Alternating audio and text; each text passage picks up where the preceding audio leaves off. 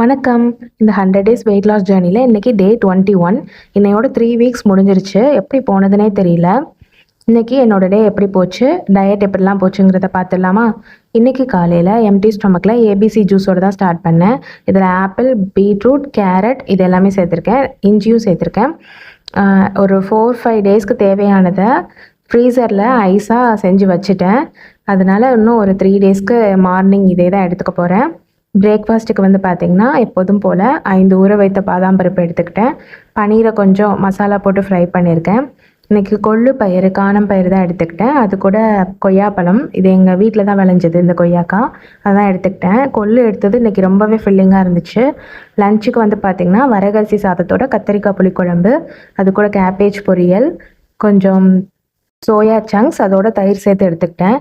இன்றைக்கி ஈவினிங் ஒரு காஃபி குடித்தேன். நைட்டுக்கு பீட்ரூட் போட்டு சப்பாத்தி தான் வந்து ரெடி பண்ணேன் பையனுக்காக. 2 சப்பாத்தி எடுத்துக்கிட்டேன்.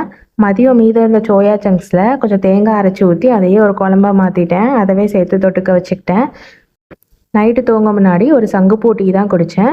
இந்த நாளுக்கான 9K ஸ்டெப்ஸையும் நான் கம்ப்ளீட் பண்ணிட்டேன். நாளைக்கு பார்க்கலாம். பாய்.